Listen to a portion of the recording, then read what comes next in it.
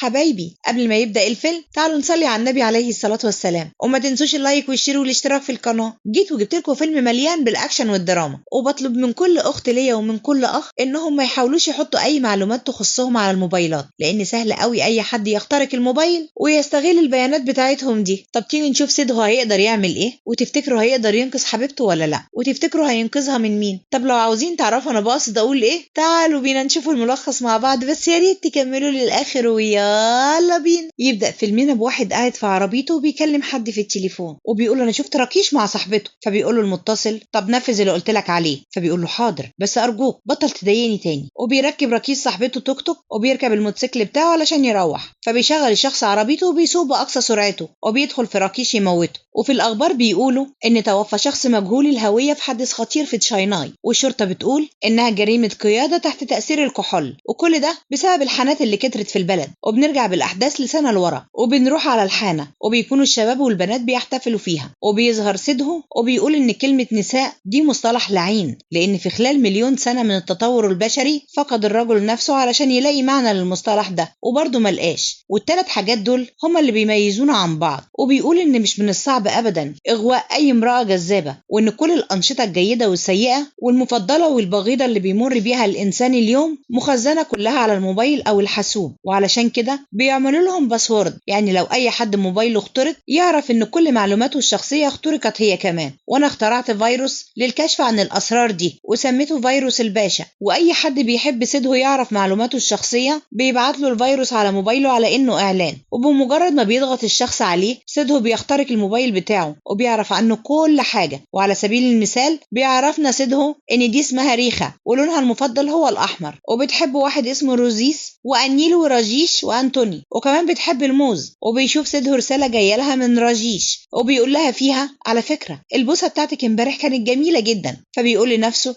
البنت دي مش محترمه ومش هتيجي معايا سكه. وبيعرفنا على صاحبه مارك وبيقول عليه ان هو عايل فستك ولامم شويه بنات حواليه وعامل لي فيها التوت فروتي، وهو اصلا ما بيسكرش غير على الخمره المجانا. ولما بيخترق سيدهو معلومات فاندانا بيلاقي سجلها نضيف جدا وبيقرر انها تبقى البنت بتاعته. وبيوقف مارك سيدهو وهو رايح لفاندانا وبيقول له انا اتحداك انك تخترق معلومات البنت اللي هناك دي. فبيقول له سيدهو ان معلوماتها مش متعقبه. فبيقول له مارك انا كنت عارف انك هتقول لي كده، وانا بقى اللي هقول لك المعلومات عنها. دي في واحد اغواها واداها خاتم ذهب لكن مش ذهب، واخر مره خدت فيها شاور كان من 3 ايام، وبتستخدم صابون اسمه الحمام العادي، وفي 13 امله في شعرها. يا لئيم. فبيقول له سيدهو يا عفريت انت عرفت كل ده ازاي؟ فبيقول له لانها تبقى الخدامه بتاعتي وانا الشخص اللي اغواها بالخاتم. وسيدهو بيكون هيرجع، لكن مارك بيقول له امسك نفسك لان نص البنات اللي هنا خدامين والنص التاني متسولين وبيغروا الرجاله بمكياجهم المزيف. وبيروح سيدهو وبيتغزل في فاندانا وبيرن على رقمها، فبتستغرب جدا هو جاب رقمها ازاي، وبتقول له ايه ده انت جبت رقمي منين؟ فبيقول لها مش رقمك بس اللي معايا، انا اعرف عنك كل حاجه. وبيقول لها على ادق التفاصيل اللي تخصها. فبتندهش منه فاندانا وبتقول له انت حقيقي مذهل. فبيقول لها معنى كده اني عجبتك؟ فبتقول له ايوه طبعا. فبيقول لها طب ممكن احضنك؟ فبتقول له ماشي. يا سلام يا سلام يا سلام. وبيغنوا وبيرقصوا مع بعض. وبيرجع سيدهو على البيت وبيلاقي الشقه كلها ضلمه، فبيخاف وبينادي على مامته. فبيشغل باباه النور وبيكون عامل له مفاجاه عيد ميلاده. وبتكون مامة سيدهو قاعده حاطه ايديها على خدها وبتقول دونان بقى يا رب من بين رجاله الدنيا كلها ما عاش غير في حب واحد مجنون واتجوزه واخلف عيل اجن منه، يا عيني على بختي الاسود. وبيلاقي سيدهو باباه كاتب له على التورته اهداء الى ابني الفاشل في كل امتحاناته السنه دي. ليه بس كده يا حاج؟ فبيتضايق سيدهو جدا وبيحرج باباه بالكلام قدام كل الموجودين علشان يغيظه. فبيردها له باباه تاني. وبتقعد مامة ديا حزينه جدا وبتشتم بنتها لانها خدت سلسلتها الذهب وباعتها واشترت بيها موبايل. فبتقول لها ديا دي كانت سلسله مغشوشه على فكره والسايغ هزاني، والحسن حظي ان لقيت الفلوس اللي كنت محوشاها وخدتها واشتريته بيها. فبتقول لها مامتها روحي منك لله يا شيخ منك لله. وده روميو. وبيقول لها ما تشتميش ديا لانها صديقتي. فبتقول له يا شيخ اتنيل انت كمان، ولما يبقى يطلع لك سنان الاول يبقى تعالى فكر تتكلم. وبتشبك الشنطه بتاعت ديا في الموتوسيكل بتاع سيدهو وهو معدي من جنبها بدون قصد. فبتنادي ديا عليه وبتقول له الشنطه. فبيرمي لها سيدهو الشنطه بدون اي اهتمام وبتيجي في الحيطه. فبتجري ديا وبتفتحها وبتطلع الموبايل الجديد وبتلاقيه اتكسر. فبتتغاظ جدا وبتتوعد لسيدهو وبتخبط الست دي واحد في الشارع تموته. وبيرن بيرن الموبايل بتاعها فبترد وهي بتعيط وبتقول للمتصل انا قتلت الشخص اللي انت قلت لي عليه، لكن ما قدرتش اهرب والشرطه والناس حاصروني، ارجوك اعمل اي حاجه علشان تنقذني. فبيقول لها المتصل ما تخافيش، دي مجرد حادثه وهتدفعي فيها غرامه 1500 روبيه وهتخرجي على طول. وبيزعق الشرطي للست علشان تفتح الباب وعشان تنزل، لكن مش بتسمع له. فبيقول سيده للشرطي سيبها لنا وانا هتعامل معاها. وبيطمن سيده الست وبيخليها تفتح الباب وتنزل وتركب كمان في عربيه الشرطه وبيجيب لها ميه. فبتقول له الست انا بريئه ونفذت كل اللي طلبوه مني. وبتتصل فاندانا على سيده وبتقول له تعالى قابلني. فبيروح لها سيده البيت وبيكون قاعد متوتر جدا، فبتغريه فاندانا وبتقرب منه. فبيقول لها سيده لا بقى في ايه؟ فبتقول له فاندانا انا مش بهتم بالعلاقات خالص. فبيقول لها سيده امال اللي انت بتعمليه ده اسمه ايه؟ فبتقول له اعتبرنا اصدقاء مصالح. فبيقول لها خلاص موافق. وبتساله انت عرفت كل حاجه عني ازاي؟ فبيقول لها اخترقت موبايلك من خلال فيروس الباشا بتاعي.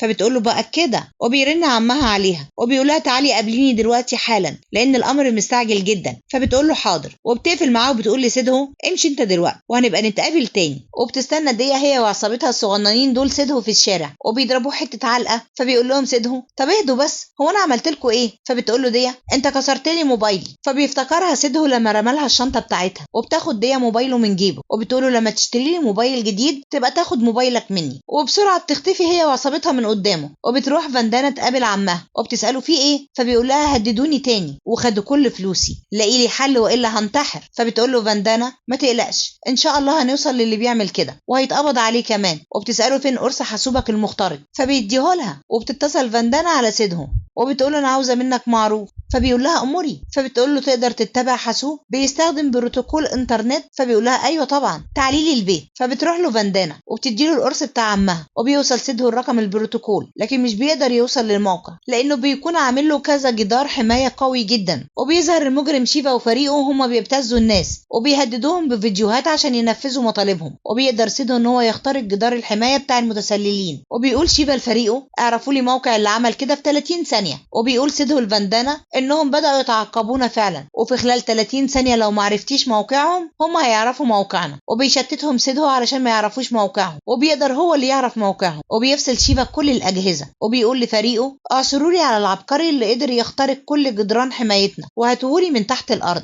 واخلوا المكان فورا. وبتوصل فاندانا على الموقع ومش بتلاقي حد هناك فبتغضب جدا. وبيشوفها شيفا في كاميرات المراقبة وبيطلب من رجالته انهم يخلصوا عليها. وبيتحايلوا الطلاب على سيده علشان يسرب لهم الامتحانات. فبيوافق سيده وبيحط للمراقب الجهاز ده وبيقدر ان هو يسرق الامتحان. وبتتخانق دية في اول يوم لها في الجامعة مع الشيف بتاع المطعم لانه مش راضي يديلها الاكل اللي هي عاوزاه.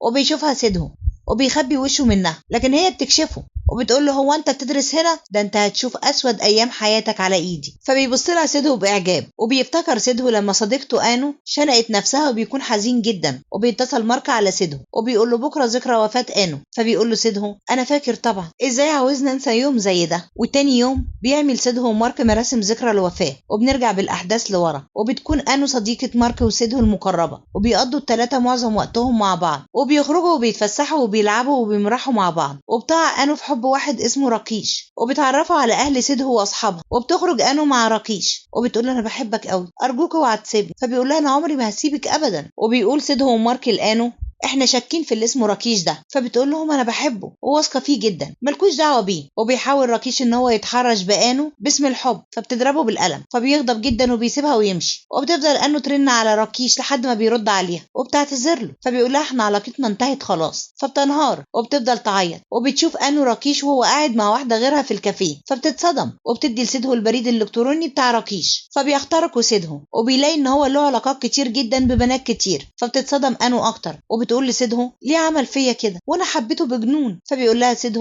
ما احنا قلنا لك ان هو شكله كده مش مظبوط لكن انتي ما صدقتيناش. وما بتتحملش انو كسرة قلبها وبتشنق نفسها مجنونه. وبنرجع للحاضر تاني وده بيقول لشيفا وفريقه انا مش هنفذ لكم اي طلب تاني. وبيذبح نفسه علشان يخلص من ابتزازهم. وبتتصل فاندانا على سيده وبتطلب منه ان هو يجي يقابلها. فبيروح لها شيفا وبيسالها في ايه. فبتقول له في واحد انتحر في المنطقه دي النهارده وفي الفتره الاخيره دي انتحر شباب كتير جدا في المدينه زيه وفي شباب تانية بيموتوا اكتر في حوادث غامضة. وبتوري له صورهم وبيكون شيفا مراقب فاندانا وبيخبط في سيدو وهو معدي، وبينشر شيفا فيروس على موبايلات الناس كلها، وبيخترق الماكينة دي وبيخليها تطلع فلوس لوحدها، فبيتلموا الناس كلهم على الفلوس يجمعوها، وبيخترق شيفا إشارة المرور وبيعمل فوضى، وبتدخل العربية دي في عمود كهرباء فبتقطع أسلاك الكهرباء، وبيموت كذا واحد من الكهرباء، وبيكون شيفا واقف وبيتفرج وهو فرحان جدا، وسيدو بينقذ فاندانا والأطفال دول وبيحدف إطار على المحول فبيفصل الكهرباء عن المنطقة كلها قبل ما حد يموت تاني، وشيفا بيكون متغاظ جدا، وبيروح شيفا وبيدفع فلوس للشخص ده علشان يسيبه يضربه ويفرغ فيه شحنة الغضب اللي جواه. وفي الامتحان مارك بيكون مش عارف يحل وبيترجى سيدو ان هو يساعده، فبيخترق سيدو وحاسبه وبيسرب له الإجابة في لحظة، وبيفرح مارك جدا وبيقول للمراقب أنا خلصت، اطلب لي شاي معاك بقى على ما الباقيين يخلصوا على مهله. شوف ازاي. وبيبص سيدو حواليه وبيشوف ديا وهي غرقانة ومش عارفة تحل حاجة، فبيسرب لها هي كمان الامتحان، لكن ديا ما بيتمرش فيها المعروف يا ناس، وبتروح تقول للمراقب سيدو اخترق حاسوبي وسرب لي الإجابة وسربها لمارك هو كمان، فبيطردهم المراقب من الامتحان وبيستدعوا بابا سيدو، وبيروح للمدير وبيقول المدير لبابا سيدو ابنك ومارك مطرودين من الجامعة لأني ما بقتش قادرة أتحمل سلوكهم أبدا. وبتكون ديا واقفة مبسوطة جدا، فبيمثل بابا سيدو قدام المدير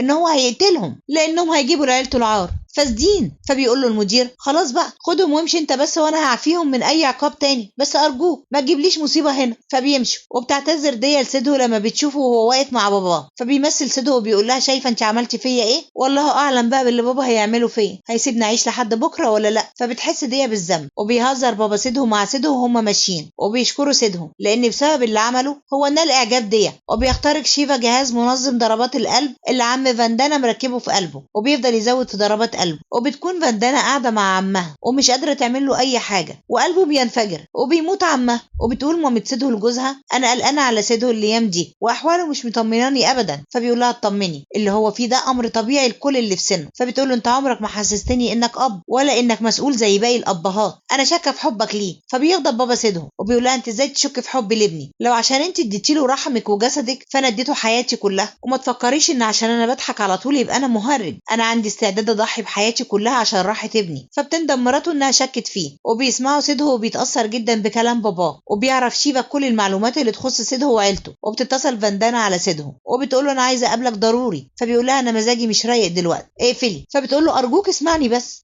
انت حياتك دلوقتي في خطر، فبيقفل السكه في وشها وبتركب فاندانا عربيتها عشان تروح له، وبيمشي شيفا وراها وبيخترق الحاسوب اللي في العربيه بتاعتها وبيوقفها وبيكلمها في الراديو، فبيقول لها انا عارف انك تعبتي في البحث عني علشان كده انا في عربيتك، وبيلغي تحكم العربية من العربية وبيتحكم هو في العربية من الجهاز اللي معاه، وبيفضل يلف العربية في فاندانا، ولما بيشوف شاحنة جاية بيسوق العربية في اتجاهها بأقصى سرعة، وبتحاول فاندانا انها تخلص نفسها لكن مش بتعرف، وبرضه ما بيخليهاش شيفا تخبط في الشاحنة، وبيقول لها بس انا عارف انك مش هتوقفي بحث عننا مع السلام، وبيوقعها بالعربية في البحر يموتها. وبيقول مارك لسيدو الامتحانات قربت وعاوزك تساعدني، فبيقول له سيدو انا اتغيرت ومش هخترق تاني، فبيقول له يعني ايه انت جاي تتوب على بخت انا، فكر يا ابني ربنا يهديك وحاول انك ترجع عن قرارك. فبيقول له سيدو انا فكرت كويس ومش هتراجع عن قراري ابدا، وبتنادي دي على سيدو، فبيقول له مارك طب ولو قالت لك انا اسفه وانت ابتسمت لها اعرف ان اللي بينا انتهى خلاص. فبيرد سيدو على ديفا بقرف وبيقول لها عاوزه مني ايه، فبتقول له تعالى نشرب سوا، فبيضحك مارك وبيقول لهم يلا بينا بقى يا سلام، فبيبص له سيدو بقرف لانه غير رايه اول ما جابت سيره الشرب، ما عندوش مبدأ،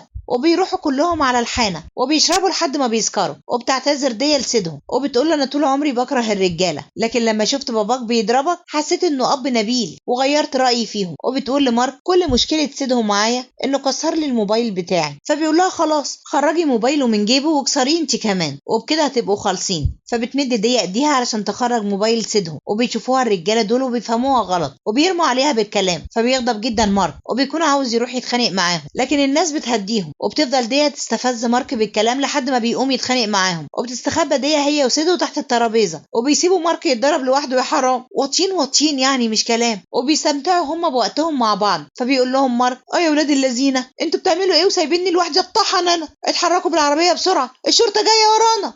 فبيتحرك سيدهم وبيلاقوا كمين على الطريق، فبيركن سيدو العربية وبينزلوا عشان لو اتعمل لهم اختبار كحول هيضيعوا كلهم، ودي بتكون سكرانة ايه طينة، وبيقول سيدو لمارك ساعدني نشيلها يا سيدي، فبيقول له مارك لا مع نفسك يا جميل مش كفاية ورطوني في الحانة، وبيخلع منهم وبيشيل سيدو دي على ظهره وبيمشي بيها طول الطريق لكن بعيد عن الشرطة، وبتقول له دي الطريقة اللي انت شايلني بيها دي فكرتني بطفولتي وبابا، وبتعيط. فبيمسح لها سيدو دموعها، وبيغنوا وبيرقصوا مع بعض، وبيقضوا وقت رومانسي جدا مع بعض، وبيوصلها سيدو على البيت، وبينيمها في سريرها كمان. وبيروحوا رجالة شيفا وبيفتشوا بيت فاندانا، بس مش بيلاقوا فيه اي تفاصيل تخصهم. فبيتصلوا على شيفا وبيقولوا له، فبيقول لهم شيفا اكيد كل حاجة مع سيدو، وبتاخد ديا سيدو توديها على معبد فيه ستات مخيفة، وبتعمل هي كمان حركات مخيفة جدا كأنها ملبوسة، وبتمد ايديها لسيدو وبتقول له انت بتحبني بصدق ولا لا؟ فبيحلف لها ان هو بيحبها بصدق. يا شيخة انت رعبتيه. فبتفرح جدا وبتدعي ان هو لو لمس اي واحدة غيرها يتشل، وبياخد سيدو ديا وراه على الموتوسيكل، وبيمشوا هما مبسوطين جدا. وبيبتز شيفا شخص جديد علشان يخبط سيدو بالعربية، لكن لحسن حظ سيدو انه بيفلت منه هو وديا، وبيموت واحد تاني على الطريق مكانهم. وبيمسكوا الناس الشخص وبيضربوه، وبيصور الشخص ديا وهي واقفة مع سيدو، وبيبعت الصورة لشيفا. فبيطلب شيفا من رجالته يعرفوا تفاصيلها علشان يبعت لها هدية. وبتروح ديا لسيدو وبتكون متضايقة جدا، وبتوري له فيديو له مع فاندانا، وبتقول له انت عملت كده ولا لا؟ فبيقول لها في الحقيقة ايوه. فبتضربه بغضب وبتفضل تشتم فيه، وبتقول له انت امثالك ما يستاهلوش واحدة نقية وصادقة زيي، وبتسيبه وتمشي. لكن بتنسى موبايلها وبترجع عشان تاخده. فبيقول لها مارك انت فاكرة نفسك مين علشان تشتمي صديقي بالطريقة دي؟ تعالي اعتذري له. فبتديله بالراس في مناخيره تجرحه، وبتسيبه وتمشي. وبيروح بابا سيدو لديا عشان يصلح اللي حصل بينها وبين ابنه، وبترفض انها تسمعه، وبتقول له سامحني انا مش هقدر ارجع له تاني ابدا. وبيتضايق سيدو لما بيعرف من باباه ان ديا رفضت انها ترجع له. فبيحضنه باباه وبيقول له اطمن انا هفضل وراها لحد ما ترجع لك، وهجوزها لك كمان. وشيفا بيبتز واحد عشان يخبط سيدو وباباه بالعربيه يموته، لكن بيزق الاب سيدو وبيفديه بحياته. واوان بيهرب اللي خبطهم، وبيجري سيدو على باباه وبيفضل يصرخ عشان حد يلحقه، لكن ما بيلاقيش اي حد يساعده. فبيشيل سيدو وباباه على ظهره وبياخده على المستشفى، وبيعملوا الدكاتره كل اللازم لبابا سيدو، وبيقدروا انهم ينقذوا حياته. لكن بيقول الدكتور لمامة سيدو انه عنده كسر حاد في الجمجمه ونزيف داخلي في الدماغ. فبتقول لهم انا عارفه ان جوزي هيكون بخير لانه شخص طيب جدا وقوي جدا ومتفائل، وانا هفضل جنبه وهعتني بيه، ما تقلقوش انتوا. وبتخرج الام لسيدو وبتقول له ما تعيطش، باباك مش هيحصل له اي حاجه، انا واثقه انه هيبقى كويس وهيبقى بخير، وانت كمان لازم يكون عندك نفس الثقه. وبيواسي مارك سيدو، فبيقول له سيدو انا السبب في اللي حصل لبابا، وبيفضل يعيط. فبيتعصب مارك عليه وبيقول له ما تعيطش، باباك مش هيحصل له اي حاجه. واصحاب سيدو بيسالوه انت شفت السواق ورقم العربيه؟ فبيقول لهم مارك هو ده وقته انتوا كمان، امشوا يلا من هنا وسيبوه في حاله. وبيقعد سيدو مع نفسه وبيجمع الاحداث اللي حصلت كلها في دماغه، وبيقدر انه يفتكر شكل السواق، وبيربط كلام فاندانا باللي حصل له. وبيروح سيدو يسال على فاندانا في البيت، وبيقول له حارس الامن انها ماتت من اسبوعين، كانت في حادثه عربيه. فبيتصدم سيدو وبينط سيدو من على السور، وبيدخل شقه فاندانا فبيلاقيها متبهدله، وبيفتكر الخزنه السريه اللي فتحتها قدامه، وبيشوف بصمات صوابعها على الارقام اللي فتحت بيها الخزنه. وبيقول لنفسه انا قدامي 3 فرص عشان اقدر افتحها، ربنا يستر واقدر ادخل الارقام بالترتيب الصح. وبيفشل سيدو في المره الاولى والمره الثانيه، وبتسيب المره الثالثه معاه، وفعلا بيقدر يفتح الخزنه وبيلاقي فيها قرص صلب. فبياخده وبيرجع على البيت وبيوصله بالحاسوب بتاعه، وبيلاقي فاندانا عامله عنه ملف وبتقول فيه ان سيدو عبقري وفاز في مسابقه القراصنه العام الماضي، وانا وعمي